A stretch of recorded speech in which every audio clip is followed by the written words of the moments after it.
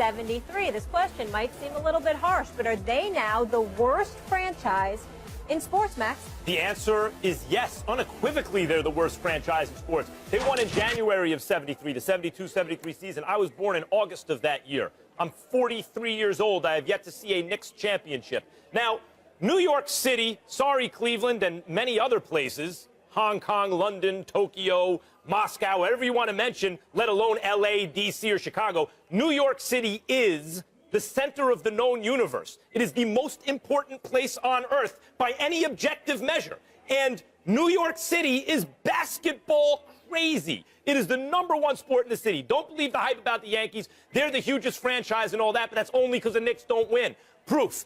In the late 80s, when Patrick Ewing was leading a very good but not great team, they didn't win any championships, the Knicks got $1,500 a pop for courtside seats. What were the Yankees getting for their best seat at the time, or the Giants? $100, something like that. And it's not even a supply or demand issue. And demand issue, when you look at the number of tickets available, there's no way the Knicks should have been getting 10 times what the Giants and Yankees got. And yet they did it. There has been zero competition until very recently in the 5 boroughs for the fans' affections. The Nets were in Jersey for the longest. There's no competition, and yet with no competition in the most crazy basketball place in the world, which is also the center of the known universe, the ineptitude of this franchise, and forget about just the 43 years no chips, they are frequently a laughing stock. They're not a well-run organization that just fails to go all the way a lot of the time. They are frequently a laughingstock with James Dolan, arguably the worst owner in sports. The Knicks are, in fact, the answer, considering the city, considering the level of basketball interest, and considering their not only futility in the postseason, but their laughingstock status on an annual basis. They are the worst franchise in sports, Stephen A. Smith. I'm going to disagree with you, even though I'm disgusted with my Knicks these days. I'm still going to disagree with you and come to their defense in this regard. There's a Sacramento Kings squad that has been in turmoil. They haven't been in the playoffs in 10 years, and there's nothing else going on in Sacramento. You want to watch baseball, you want to watch football, you got to go an hour, hour and a half away to San Francisco in order to pull that off for Oakland, okay? I look at that. And they don't have any championship on their resume. In football, I look at the Jacksonville Jaguars. They've been to conference finals in 1999. Ever since then, they've got 2 playoff appearances and nothing else to speak of. They've been a moribund franchise on their way to nowhere for many years. I'm going to put them into the equation. I'll stay in the city of New York. And although I'm happy that Todd Bowles is there and I believe that he can help get this turned around, and McCagnon as well, the New York Jets have not won a Super Bowl since 1969. That was Super Bowl III. Joe Namath is still popular in New York because of that, okay? Joe Namath. And that's really what this comes down to. So when I look at it from that perspective, am I happy with the New York Knicks? Absolutely not. But they did go to the finals in 1994. They did go back to the finals in 1999. They did go to the playoffs and win the semifinals of the Eastern Conference playoffs more than 3 years ago when Mike Woodson was their coach before Phil Jackson interrupted everything by bringing Derek Fisher in to coach the team. And then after that, Kurt Rambis. And now he's got Jeff Hornacek, and we're wondering when Phil's going to leave for L.A. All of these things are true. But in the end, there's been plenty of franchises that have been worse than the New York Knicks. Is bad as no, the New not York considering the Knicks stakes. I'll even address the Jets' point. See, every major market, when they have 2 teams, generally, you have the heritage franchise, the Yankees, and the clown franchise, most years, the Mets, although not recently. The heritage franchise, the Giants, and the clown franchise, most years, the Jets.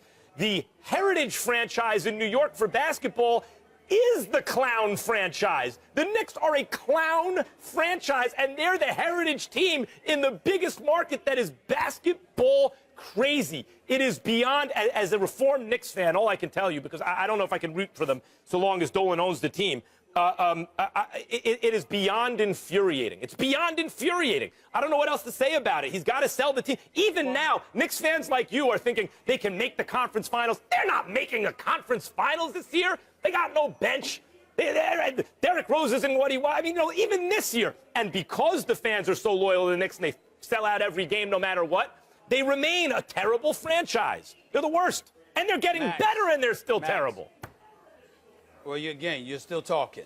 They went to the playoffs 12 straight years. Eastern Conference Finals berth during the whole Patrick Ewing era. They went to the finals twice in the 90s. The ineptitude that has really sullied this franchise was for a decade, but I just brought up to you the Jaguars and the Sacramento Kings and others. That's why I can make You're going to compare comparable, Jacksonville and those Sacramento comparisons. to New York City? Yes, in terms of ineptitude. Yes, I am. Think about the number Absolutely. of fans that they I'm saying disappoint. Where the Knicks have 20 million fans, how many fans does Sacramento Kings have? Like, think about that. No. Well, you're thinking about, as usual, you're thinking about numbers. I'm thinking about impact. If you're in Sacramento and you have nothing to do but basketball, it's a problem. It's just like the Lakers. They stink now, even though I think they're going in a good direction with Luke Walton. But if that doesn't work out, there's other things to do. If the Rams don't work out, there's other things to do. You're in Sacramento. What you got? You're in Jacksonville. What do you have? So to me, you're making the arguments in terms of populace and how more people, how more people are impacted. I'm saying to you, the fan base that you have, when you disappoint them, a legitimate argument could be that it resonates more profoundly with them because they have nowhere to turn, because they don't have a baseball team or they don't have a football team. 3 million fans, New York has everything. You're going to compare the sadness of 3 million fans to 20 million fans. Yeah, I get it. No, it's not comparable. It's not comparable at all. I said that distractions. I said that distractions. Legends. In other words, there's more to do. I've spoken to Knicks. You're living proof. That's why your argument doesn't make sense. Because you're living proof. You came from L.A. When things wasn't going on in L.A., what did you do? You found other things to do because you was chilling in the Southern Cali sunshine. That's what you were doing. But Sacramento, they don't have that option. Who tell me that the Knicks don't even bring them back. The Knicks is a franchise. Hey, we'd all be willing to come back. And think about that championship team. Think about the caliber of person that was on that championship team between Clyde Frazier and Willis Reed and Dave DeBusschere and Bill Bradley, who ran for president. And the Knicks don't even trade on their history or heritage or traditions. They don't ask for those guys' help in every single way until very recently. What does that have to they do with the run price worse of tea than in anyone China? else, and they're still not run well enough. Well, nobody said they run well enough. What I'm saying is there are other organizations that at least over the last 20 to 25 years that you can legitimately argue have been worse. That's all I'm saying. Going back Ain't nobody saying that years. the New York Knicks have run their organization. We're saying no, now that's not true. You got to go back because to the New York 90s. In the 80s. That's right. I'm sorry, it's 2016. I didn't know it was 2030. I said 20 to 25 Go back years. over 15 years to you find can't any count measure now? of success in a basketball crazy town with a heritage franchise. It's just the worst. It's the worst. Yes. Yes. worst. Well, you say it's the worst because you're personally affected, which so am I. Well, sure. But I look at Sacramento and I say I'd still rather be in New York than Sacramento. I'd still rather be in New York than Jacksonville. Well, yes, but that has nothing to do with the teams. All right, this one's personal, but I Has do everything to do enjoy. with the team. I enjoy Fired Up Max. Excellent.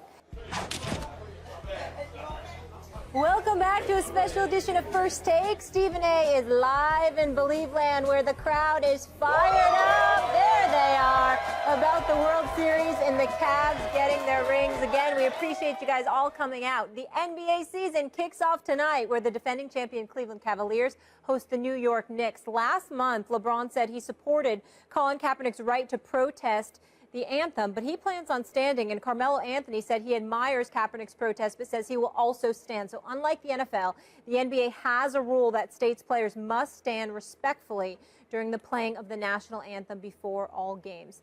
Max, should players be protesting tonight? Yes, and I'll tell you why. The answer is yes, they should, and I'll tell you why. Because they should follow their conscience. And if there are 450 players in the league, 30 teams, 15 players on each roster, 450 players, and 1% of them feel that their conscience is telling them that they want to do this, and I would say based on what we've seen in the NFL, that's a pretty good guess. That's 4 or 5 guys who probably don't want to stand to make a statement. And if that's the case, especially we see this way this divides NFL locker rooms along racial lines, it's a youth issue, it's among African Americans especially, and this is a predominantly African American league, the NBA. If 4 or 5 guys at least conscience is telling them, that's 1% of the league, I shouldn't stand, then they shouldn't, especially because the commissioner, Adam Silver, has shown himself so far to be seemingly a socially conscious person who's encouraged protest on social issues. Whatever you think of whether it's right or wrong to stand, what it shows, whether it's immature or whether it's a responsible and courageous protest, whatever your feeling is, We know that many feel it's the right thing to do as a percentage of the population, even 1% in a large country. As I mentioned, that's 4 or 5 guys in the league. And if Adam Silver is, in fact, this kind of commissioner, and he inherited the rule, in the NFL, you're not obligated to stand. In the NBA, you are by the rule. If he inherited this rule, this is a good excuse to bring it to a head where he can actually either choose not to enforce it, and then we see it's a toothless rule, or he can maybe take it off the books or start that process. So I think it's important that the players follow what they think is right, and based on the numbers, I gotta believe there's at least a handful of players who would think it's right. Max, I'm going to respectfully disagree with you, as shocking as that may be, on this particular issue in terms of whether or not the players should protest tonight. Here's why. First of all, the statements have already been made. They've been made profoundly so. Now we've graduated to a point where we have to start asking ourselves, what exactly are you going to do with the noise that has been made by Colin Kaepernick, Eric Reed, and other various players throughout the NFL community? In the NBA, yes, there is a rule that stipulates you must stand to honor the national anthem.